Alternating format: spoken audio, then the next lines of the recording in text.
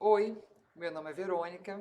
Essa é uma série de 8 vídeos cujo objetivo é divulgar informação sobre saúde mental nesse momento difícil. Se o assunto interessa, por favor, se inscreva no canal.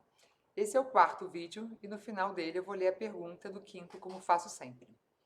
As perguntas desse vídeo, porque serão duas, são as seguintes. Primeiro, qual a diferença e as relações entre trauma, estresse, ansiedade e depressão? A segunda é: esses problemas de saúde mental afetam a qualidade da saúde em geral? Podem agravar um quadro causado pelo Covid-19? Bom, com relação à pergunta, então tem a ver com a diferença e as relações de trauma, estresse, ansiedade e depressão. Eu escolhi essa pergunta porque falamos muito desses termos, mas nem todo mundo entende muito bem o que eles significam. Então eu vou dar uma ideia geral e resumida. Com relação ao trauma, eu tinha um professor que usava uma comparação.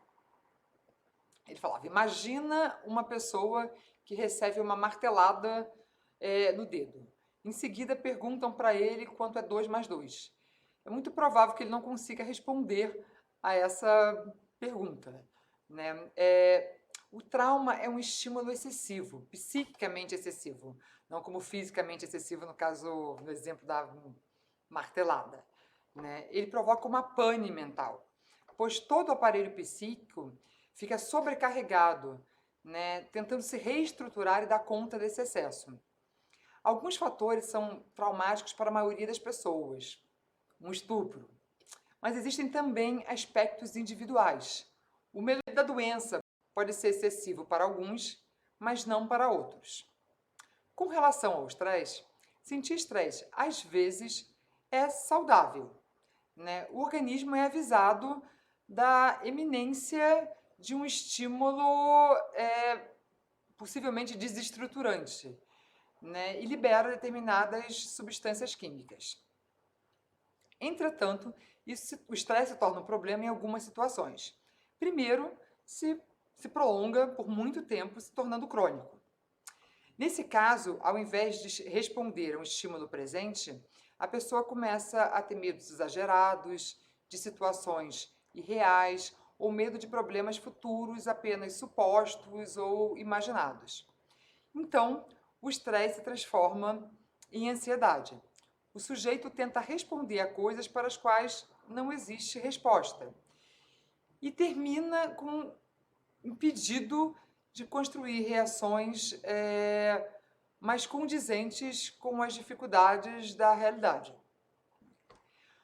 Numa situação como a que vivemos, o estresse pode servir de alerta, né, para a necessidade de precauções.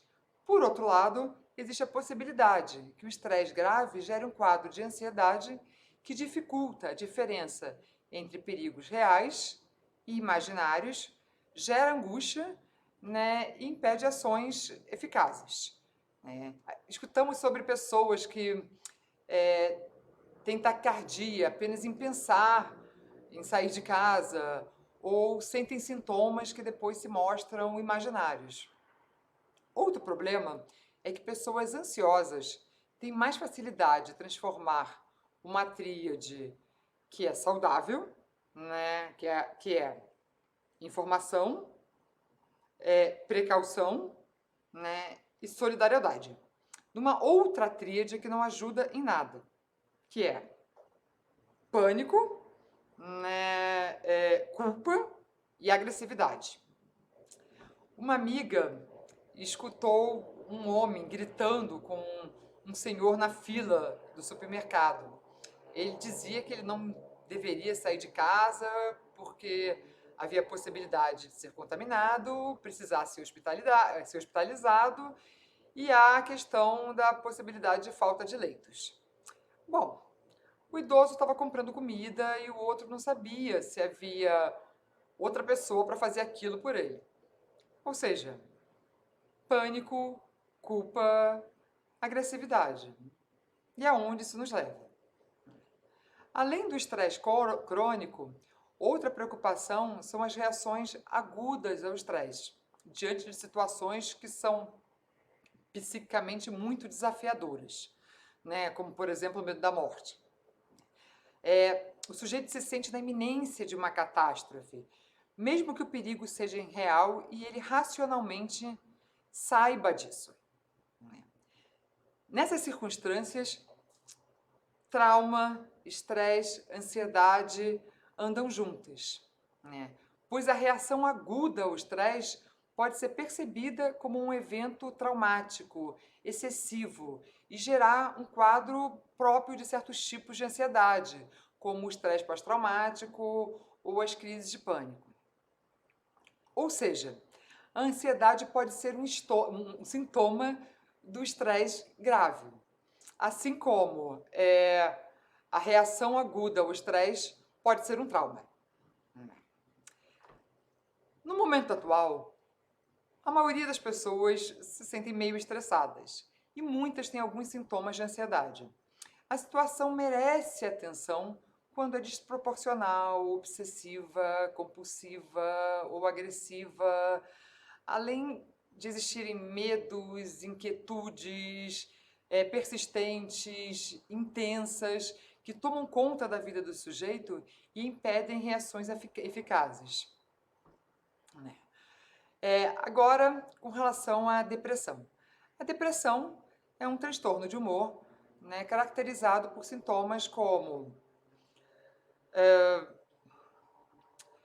desinteresse pelas coisas em geral, apatia, dificuldade de sentir prazer, diminuição da autoestima, falta de energia, etc. O quadro é mais grave quando esses sintomas impedem o sujeito de manter a sua vida cotidiana. Vejam que não falei de tristeza, porque embora a tristeza e depressão muitas vezes apareçam simultaneamente, nem sempre isso acontece. E tristeza, em algumas circunstâncias, é inclusive sinal de saúde mental.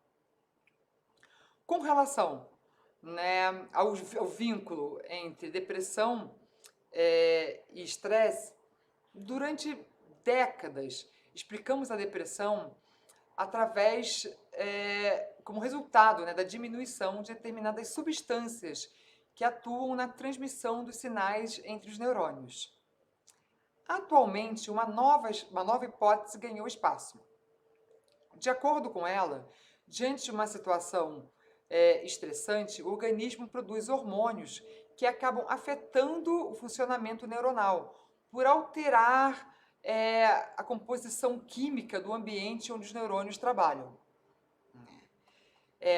O estresse prolongado pode afetar o cérebro a ponto de alterar sua anatomia.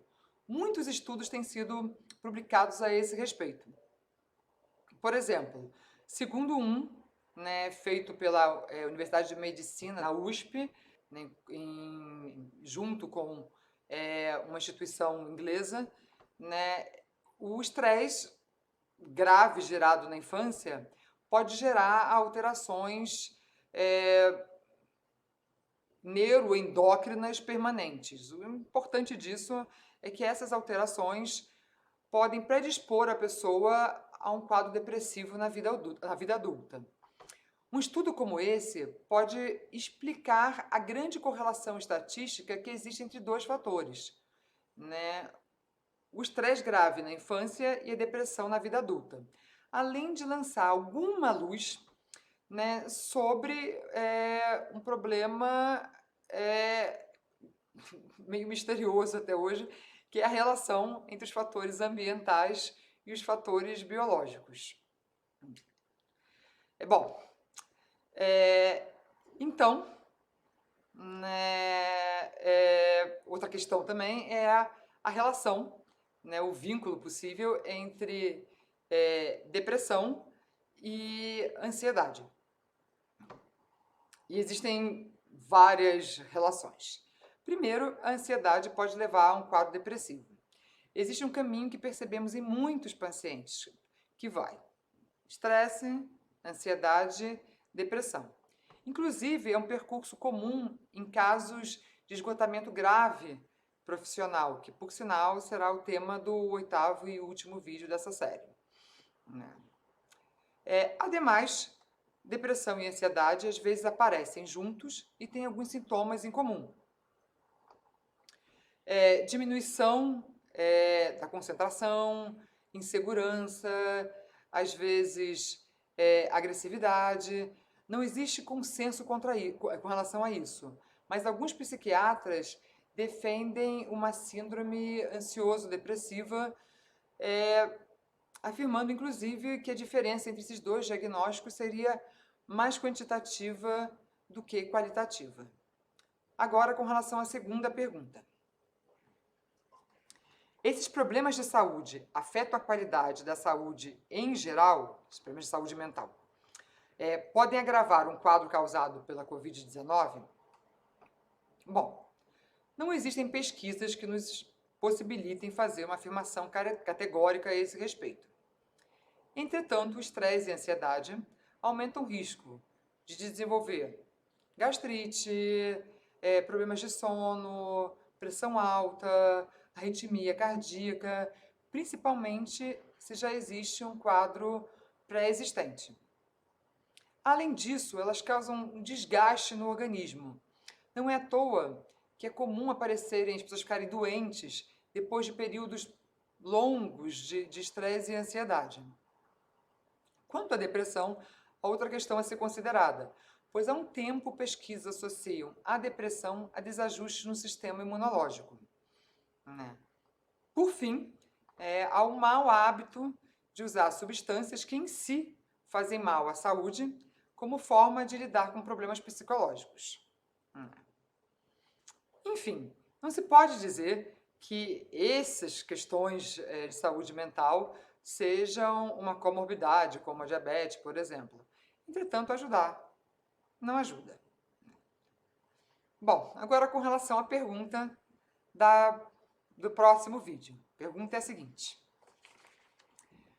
Temos ouvido sobre a necessidade de estabelecer uma rotina, fazer exercícios, etc. Qual a importância de uma rotina nesse momento e como montar uma saudável, né? Essa pergunta abre uma série de vídeos mais voltados para cuidados e precauções. Espero que tenha sido útil. Se for útil, por favor, me ajude a divulgar, porque meus recursos são muito limitados. E se inscreva no canal para ser avisado dos próximos vídeos, né? É isso. Muito obrigada e tchau.